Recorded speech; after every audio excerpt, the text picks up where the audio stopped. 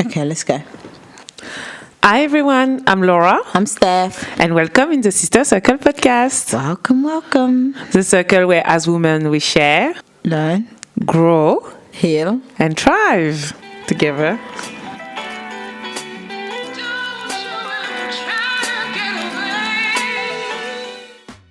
Before we start recording, I would like to acknowledge the traditional owner of the Gadigal land from which we are recording. I would like to pay my respect to the elders past, present and emerging. Thank you. Thank you. Well, today it's super exciting. It's our guest spot of our third series, In Love, In Loss, In Self. And we have a special guest today, and super excited to have Nut with us today. Welcome Nut. Thank you. How are you? I'm very good, very excited. We are super excited to have you here. So, as you already know per the brief, the theme of the series is all about love. It's all about women navigating relationship and navigating different phases of the relationship. But before we start, we would love to have a bit of an introduction from you for our listeners. Okay, I am Nat.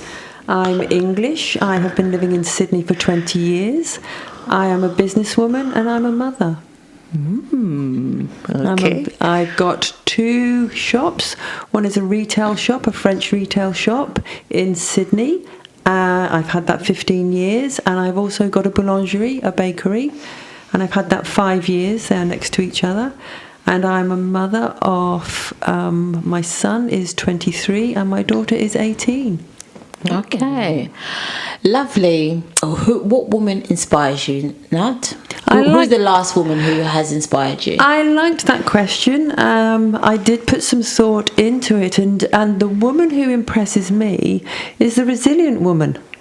The woman, so in my bakery I have an awful lot of people who come every day. We've got lots of varieties of life, and the resilient woman comes through again and again.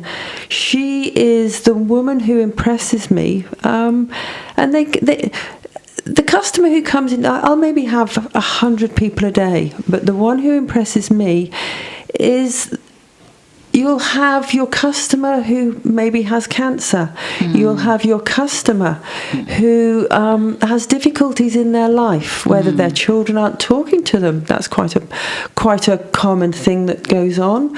Or you'll have your woman who has a difficult path in front of her, whether it's, and a lot of it is the older generation. I will see customers who are looking after their grandchildren, and there may be 3 of them, and they're walking the dogs and they're feeding after school.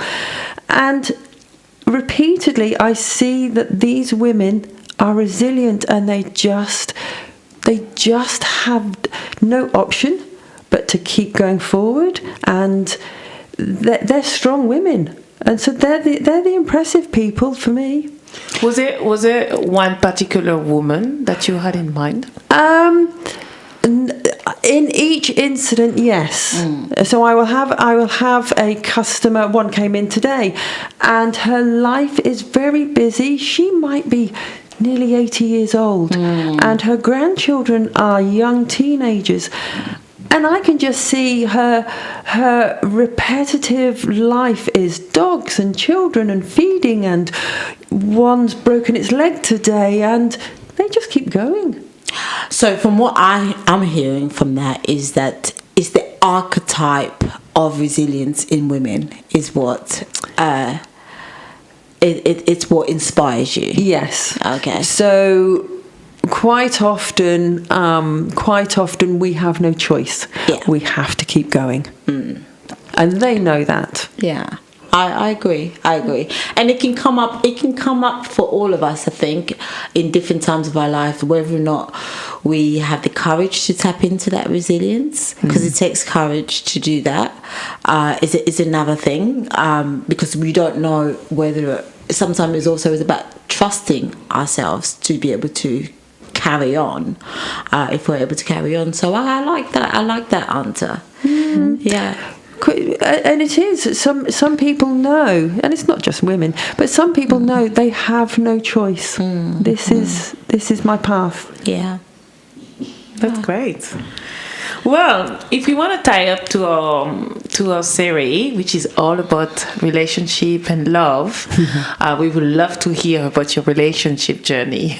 I know, quite interesting. Well, I would say, like, I think one of the interesting thing that I thought you should be here is because of your story. So obviously you're going to get the opportunity to tell your story.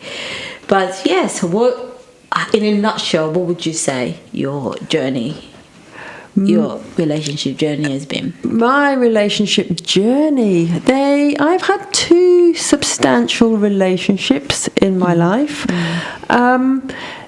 It's experience. The person who I am now is not the person who I was when I was 20.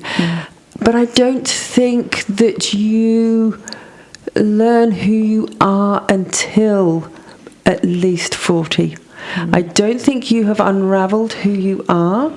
And when it comes to love, the person who you think is an option in front of you at 20 isn't your option in front of you at 60. And you've got different phases in your life and different reasons for love and different expectations of love. When you're young, from a teenager, you're trying to create the next generation. That is what we're here for. And you look at love with the view to a partner having children with. When you're in your 50s, that's not the case. So is that what happened to you? Like, let's say, like, when you were younger? I think that's human nature. My first relationship didn't go as I expected. When I was 17, I met and fell in love with a soldier. I was 17 and I got engaged at 18. And I got engaged at a very early age because he was going off to Europe. He was going off to Germany. I questioned whether I was right to be an army wife. That was my private path. And as I'm questioning this, the decision was actually taken out of my hands and he was killed. So that at aged 18 made me already go through the thought process of what is in front of me. I actually didn't have that decision to make. That decision was made for me, and now I'm going on another path. But it's interesting that you say that. What I find interesting about that is that as you were questioning whether this was the right thing for you, and that got taken away from you, it's almost like the choice was made for you. But I feel like you were questioning the choice to begin with. Yes. Because in somebody else's story, it could be, I really love this person. I really can't wait to build my life with this person, and I'm looking forward to this. And that same thing can also happen to them. But with yours, it seems like it almost aligned. It's the person, so it wasn't an ideal situation. So the person I fell in love with, and the person is who I wanted to spend my life with. So that was what was driving me forward with that path. As an army wife, moving around the world, that was the bit that was the price I had to pay. Sure. And I would have gone with it. Yeah. But then the decision was taken away from me. You would have gone with it. I would have gone with it. Okay. As far as I know, it didn't happen. Yeah. But as far as I know, I would have gone through with that life because he was the person. Okay. Yeah. Oh. So that was that taught me very early on that it doesn't always go according to plan. And then, like, what's the mindset, and like when you have like that young, and then you said it was your first love, like the trauma of like losing the person that you love. It took a couple of years, and you go quiet and you try to understand, mourning mourning somebody at an early age wasn't really what I was expecting in my life. It took a couple of years, but then I went into I need to live my life. So I made that conscious decision, and I got on with my life. Then the next major relationship was somebody who then became my husband. And I met him when I was about 20. My life was good. I had a good job. I had already bought my first house at 20. He had his own home. So the pair of us had good careers. We had our own homes, and it was a very opulent life. It was in the 80s. Yeah. Money was good. And we had a fantastic time. We actually we lived on an island on the Thames, on the river. We didn't struggle for money. I can remember, I think I've said this to you before, Laura, it was the era of Princess Diana and Fergie. Yeah. And I was early 20s, and I was flouncing around in silk dresses, ballet slippers, pearl necklaces, and money was no object. We holidayed, we had a great time, and life was good. He was a great guy. He was actually 13 years older than me. Yeah, okay. He was a fantastic guy. He was very intelligent, great company, and I got married at 24. I had everything. So the options for you, you came to that decision based on he was a great guy, he was intelligent, he was a great company for you. That's what. Yes. That's what led you to that decision. So when you are young, you do look at what your partner in life should be, and he was everything. I enjoyed his company. He was fabulous fun. He was entertaining. I loved his intelligence. Yeah. So that's now called sapiosexual. Yeah. Which everybody knows on the dating apps. Yeah. He was that person, and I really enjoyed his company. But what happened was we had everything. I worked for a vibrant young IT company, and I can't explain it, but we would go on holidays. And we were in Cornwall, and we were looking over the edge of a cliff, and I looked down and I saw all of these young Australian surfer boys, and there was a Volkswagen Beetle convention, surfing, and it just hit me. Wow. There is life. There is more to life, and I felt like I was a 50-year-old already. Oh, was it the lifestyle that was like? It was so different. I had achieved so much at an early age. Yeah. I had it all, but I didn't have a passion. Right. And that was a definitive moment for me. I think it's interesting because you emphasized on we had everything at the beginning, and that's supposed to be fulfilling enough to the outside spectators, whereas then you came to a realization in Cornwall watching other young people, maybe perhaps your generation, your age, and then you thought, well, actually there's still a lot to go. So I was probably about 25 years old. Yeah. And it was just that moment going there. Yeah. I can remember the music was the Manchester the Oasis, and everything was happening. I missed out on all of that. So that wasn't part of your world with this older gentleman? No. Okay, right. No, and what was your world like with him? It was nice dinners. Yeah. It was nice holidays. It was nice cars. It was nice clothes. Yeah. It was going into London shopping. Everything. Yeah, do you think it was because he was older and then you accommodate to this lifestyle? I don't know, but I can tell you that when I was looking over, I can remember making the decision, he's not going to be the father of my children. Oh, okay. In that moment? In that moment. Okay, and that was the first time you realised that? Yeah. And was it something that you discussed together? Like, were you thinking of building a family?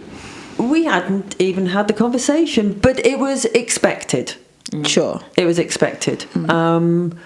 So, unfortunately, I had made that decision, and there was no going back. That was it.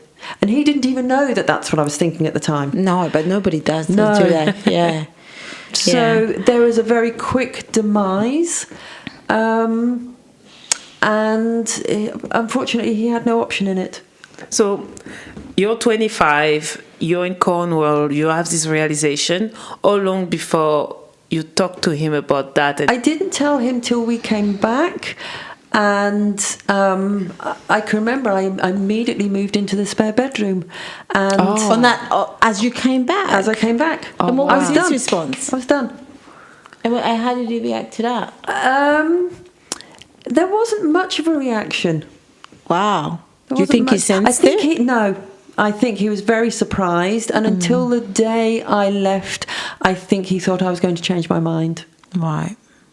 So when did you leave? Like months later, years later? No, I think it took its time because I moved out. I can't remember the details, but I can remember when I did move out, I had already bought a house, and he helped me.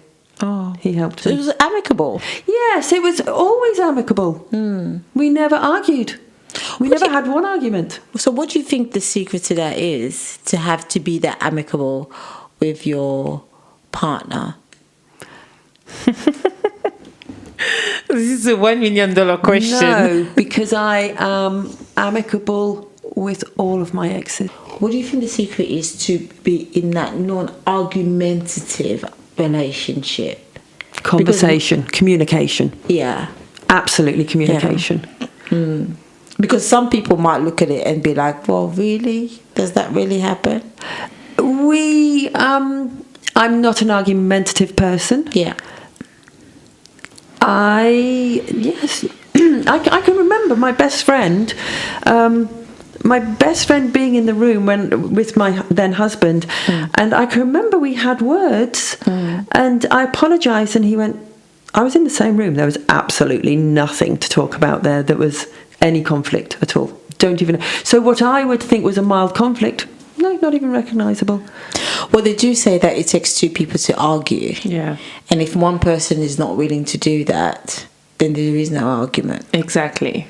And I agree with that, because Yeah. like sometimes even with couple that really communicate, they talk, they express their needs, they express their emotion, there's still going to be plenty of argument. So I think it's like, yes, communication it's really easy because like you don't make assumption, and you're really clear about your expectations. This is and it's definitely like a tick for a good relationship, but there's clearly something else as well that makes that can bring the argumentation, I would say.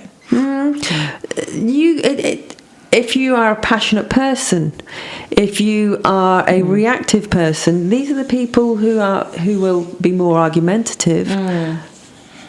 So bring us back a little bit on your stage. Like, did you had any doubt, like before, like you're looking at those young surfers in Cornwall, any doubts that came into your mind, and maybe you're like, oh, okay, this is it, that's why I'm thinking like that? I can say that the day I stood in church and got married, I had every confidence that it was going to be for life. Well, it sounds like it, because when you said, it was the era of Princess Diana and Fergie, young love, and you had a magazine life, right? You had everything that you could possibly want, and you also alluded to the fact that he didn't necessarily drag you into his world.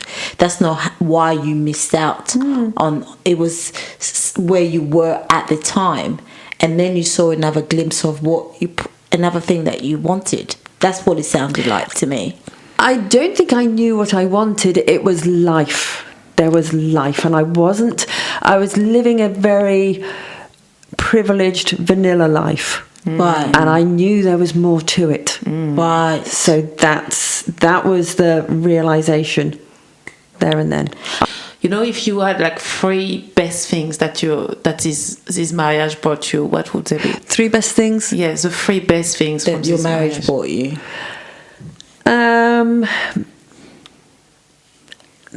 Of that marriage? Difficult question. Humor, friendship. I think those are the 2 major. I'd be looking for a 3rd, but we got on great. We were friends, and it was just very placid all the way. Most bizarre. The day I left, somebody called him and said, "I've got a friend in distress, and she needs somewhere to stay tonight." He's married to her. The day I left, Oh, wow. somebody stayed, That's so amazing. and he's still with her now. That is so amazing. It's like one door closes, another one opens. Yeah. Wow. Literally. That's so, and that's I mean, and this is a great story because it was also a story about just letting go. Yes. And there's more for you because there was more for you. So what happens for you? What happened to you after you left? So the day I left him, I had the keys to my house. I went to India. My went to- favorite place in the Pray world. love. I went to India on my own. It was the scariest thing, but I needed to do something as to why I left. If life is going to be interesting and I have life, I can't just move into my own home. I had to go and do it. So I had to prove to myself. So it was the scariest thing, and I went to India and Nepal on my own, and I trekked around, and I literally had a ticket, and when I landed at midnight, I didn't even have a hotel. I had to start on my feet from there, and that was my adventure. So what did you do in India? Travel around, meet people? Yes, I just actually by daybreak I had actually got arrested, but that's another story. I got into the wrong place at the wrong time, and some policemen saw that I was in a situation. It was coming up for daybreak, and so they just verbally arrested me and took me to the police station. And I said, "What am I being arrested for?" And they said, "No, you're just in the wrong place at the wrong time. Where do you want to go?" And so they were actually helping me out. And I just went on this adventure for a few weeks. Literally each day I decided what I was going to do, and I was in Delhi. Then I decided to go to Kathmandu, and I just trekked and whitewater raft and just discovered myself, and it was fabulous. I've actually carried on travelling that same way. To this day I will arrive with a ticket and no plans. And what did you discover about yourself? Because you were like, I was discovering myself. We can be strong. When we challenge ourselves, we can be strong. And I really enjoyed the unknown. So that's that resilient thing you were talking about. Yeah. I do now recognise that when I'm travelling, I like to create a little tornado.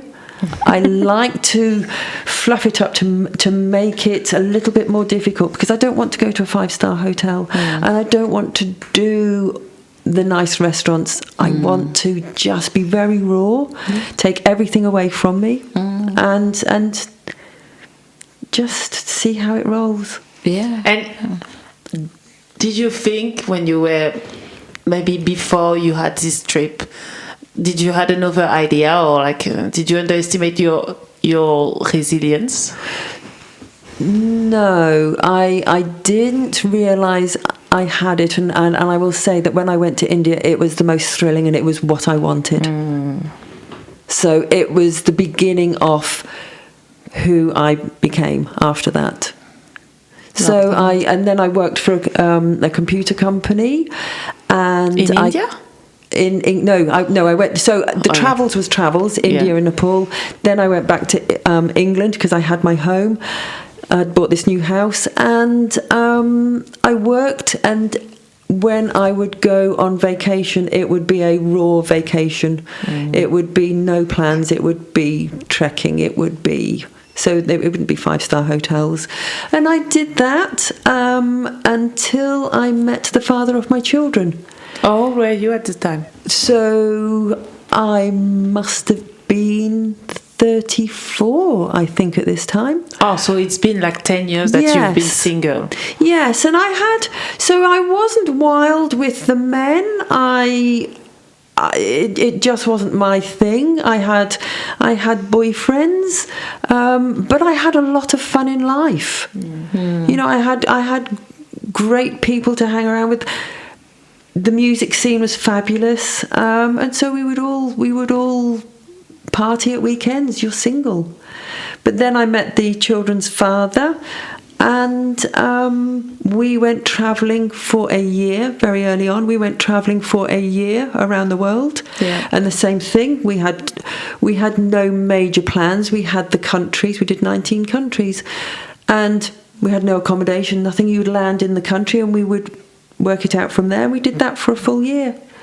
And one of the first of all, I came to Australia on my own, and I did Australia on my own for a few months. Then Doug and I went around the world for a year, and as part of that journey was Australia. We went back. We did India, Nepal, Tibet, Southeast Asia, Peru, Bolivia, etc., etc. And when we got back home, we just never settled. And Doug said, I liked Australia. So we put our papers in, and we put our papers in for permanent residency. Mm-hmm. And during that time, I was 38 and I was pregnant. So before we came out here, I had my son at 38, and we came out when he was 2. We've been here 20 years, and then we had my daughter when I was 42.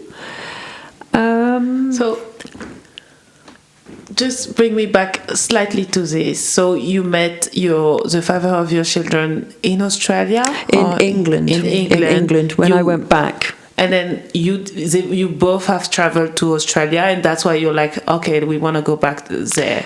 I travelled Australia, then I went back to England, caught up with him again because I'd met him before I came to Australia. Oh, okay. And then we went around the world together and did our 19 countries. And then you decide to have a kid together. Yes. So what made you sure that, okay, this is the one I want to have kid with? We had travelled 24/7 for a year. Mm-hmm. You get challenged, you get bored. If you can put up with somebody's company for a full year, you're pretty compatible. Yeah, fair enough. It's like, all those people that are like survive COVID together. If you survive COVID together, yeah, you can be a couple. Well, except some of them are not together now. Well, the father of the children and I aren't together now. Oh, so it wasn't a happy ending. It is. We're still friends now. I mean, what's the happily ever after? That's what I meant. We were together for 16 years. Okay. Yeah. And we had just done our time.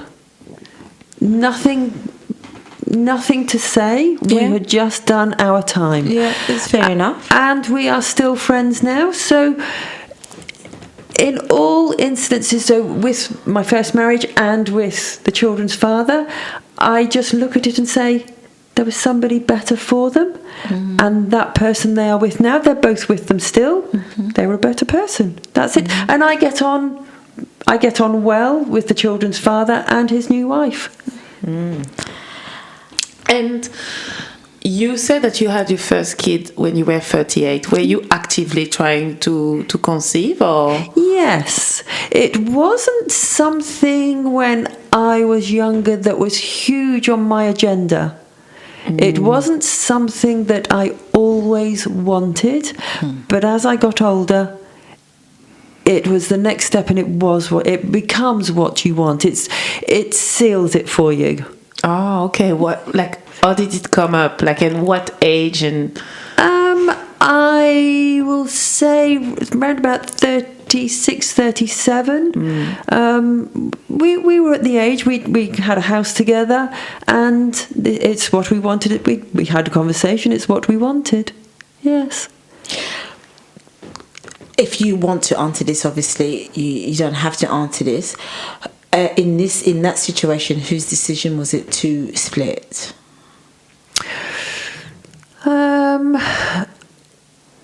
I think I knew Doug wanted to go. I had got the business, and we'd got to the point where the business was a major part of my life, and then mothering. We were busy, and he started to not find other things, but we were just growing apart, and it was just very natural. So when I sensed, and it was like, when you're ready to go, it's okay. You said that to him? Yes. Yeah. Okay. Look, your story is not necessarily the usual stories in relationship, because it really isn't, because it sounds as if you're just happy in the way that life is unfolding for you. Maybe you were a little bit more emote at the time that it was happening, but from what I'm getting, it's like you're just okay with it as it's happening. and I do question whether I am just okay, and I am living a very neutral life. I'm not. I think everything has a lifespan. The first marriage, I understood very quickly, this isn't how I'm going to spend my life. Yeah. But as I say, at the church, I thought it was. And then when I got together with the children's father, it went for 16 years, and it was a long time together, and it was a good time together. It just came to the end. But what I'm getting at also is that you sound like you were at peace to give Doug the permission to go when he saw that maybe perhaps he wanted something else that wasn't available in your marriage or in your union. Yes. Yeah. It was just a natural fallout. Yeah. I can't explain it. When you get to the end of it, you can have conversations about it, and it was time to go. Was it any heartbreak at all? No. Oh. And that's the bit. No. Yeah. Neither of them. I had heartache. So here's the surprising thing. I would say, so I'm 60 next month. Yeah. Oh wow! Congratulations. Thank you. On not looking 60. Yes. Thank you. I will say that I had more heartache after these two relationships, because I must have been in my 50s. Yeah, I must have been maybe 50. And you have to put yourself out there again, and you're a different person. Yeah. And so I will say that I made the decision on both of those, which is why I was okay. And walked away without major scarring. And as I say, Doug and I are still good with each other. Yeah. And was that immediate? No, you'll have the waves, but all of that is financial and children. Sure. Once you've got that out of the way, you understand each other. It's good. And I love what you're saying, because from what I'm hearing, you, like when we were exploring the different stage of relationship, and we were going to, okay, when we go to the breakup and then we try to find ourselves again, like sometimes like there is this transition period where you're really struggling with your identity. You refer a lot to your relationship for quite some time, so it's really hard to go back to being myself. While like from what I'm hearing from you is like quite straight away, like you claim you were like not even you claim back. You always had your identity, and it just carry on. Yeah, that's what it sounds like. That it doesn't sound like you. Well, especially with the relationship with Doug, that is. Yes. Yeah. It sounds as if, as you said, that you were focused on your identity as a businesswoman and your identity as a mother. You immersed yourself more into that, and then he kind of Absolutely. it kind of drifted you and Doug together. Absolutely. That relationship. Yeah. Yes, and I think I'm always looking forward. So I don't reflect much because I know that I'm always going in this direction. So there's not a lot of me that's sad. So I think sadness comes from history. Yeah. I don't think you can be sad about the future. Well, it comes from regrets. Yeah. And yeah, it comes from regret and shame and guilt. Did you have to grieve? Some idea of love or life that no longer serve you after those relationships, and especially the last one? No, I will say that we both managed it emotionally, and so the emotions were. Whenever we had a problem, it would be sorting finances and sorting responsibility of children. And those two are very tangible things. The emotional side of it, I think we managed it really well. So, what about your own? I think what Laura's question is that your own idea about love. My own idea about love.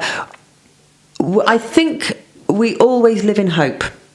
And so love is always in front of you in a position of hope.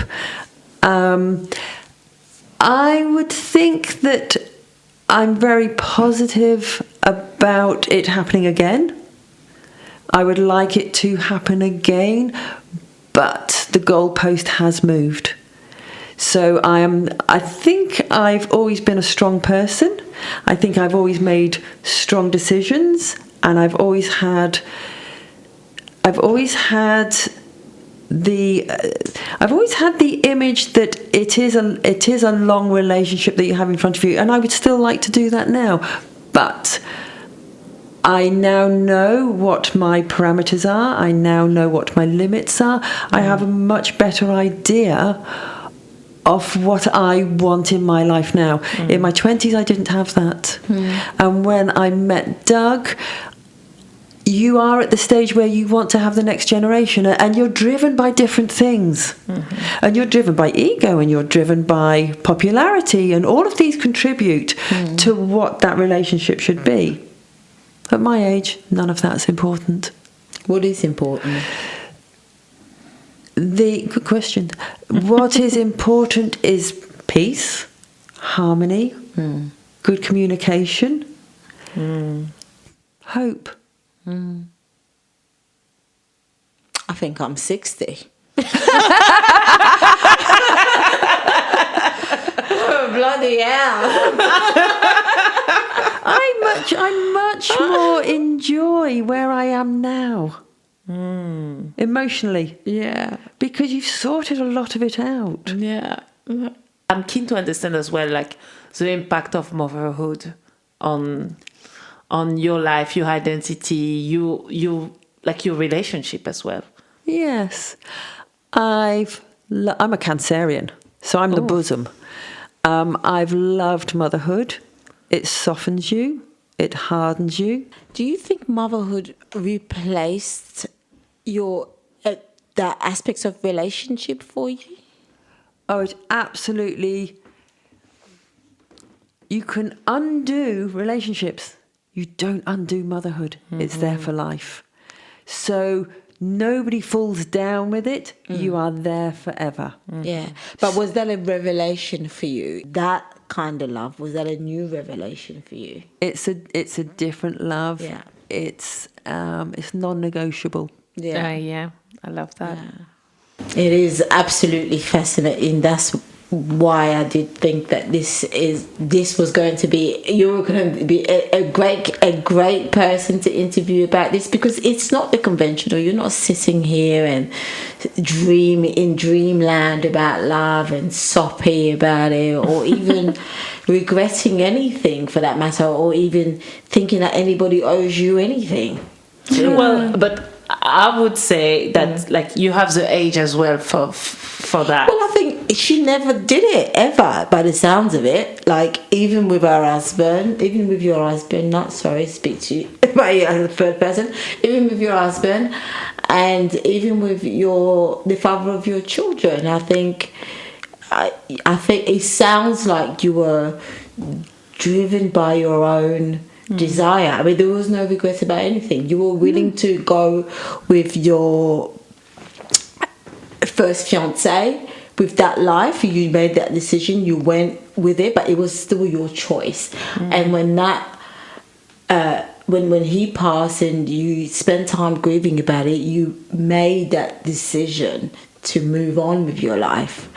And then you met your husband, and it wasn't a trend. You didn't just jump onto somebody else's life. You enjoyed that. It was relevant to you at that time. As you said, you describe it, you feel you had everything. Yeah. And there's plenty of times. So when I separated from Doug, I didn't have a partner for 4 years. Yeah.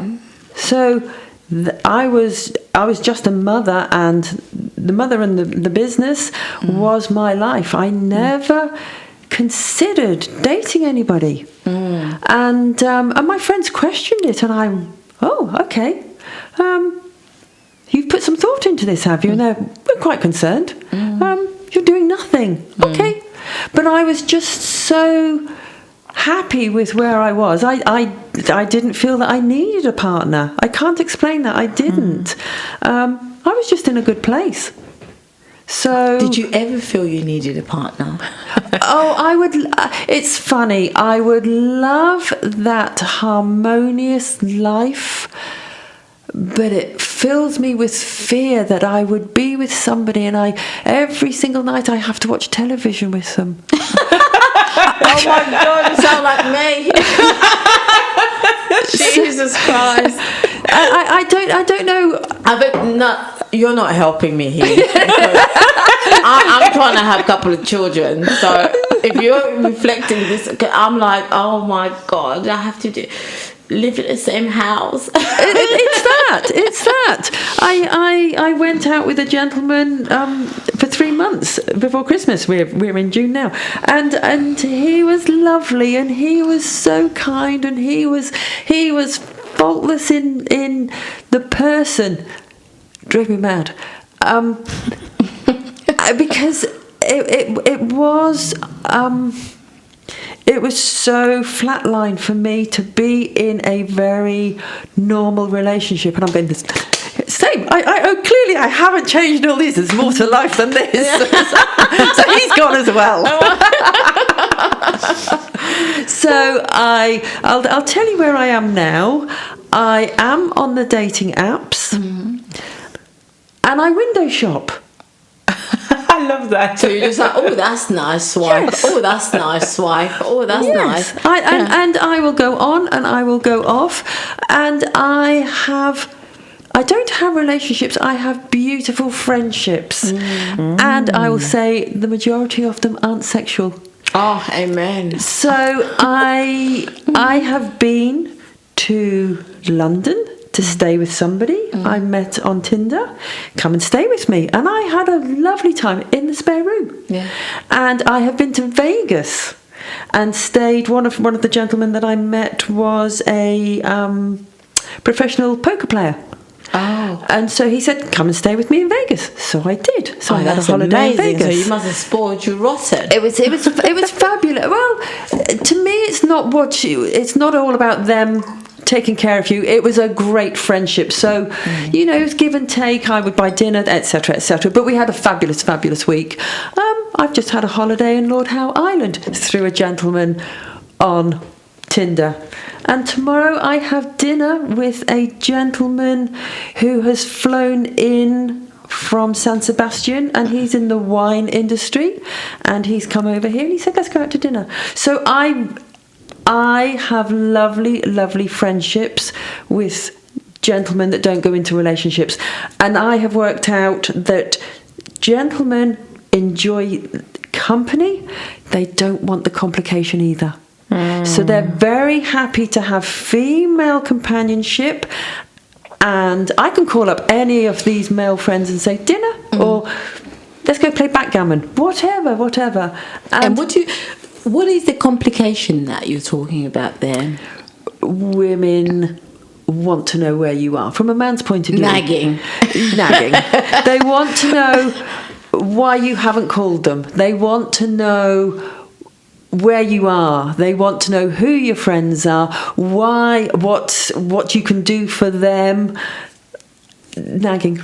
So would you say that, first of all, you're not this type of woman? No. But like sometimes it's also the men. Like I feel like I've been meeting a lot of men that were like nagging like that.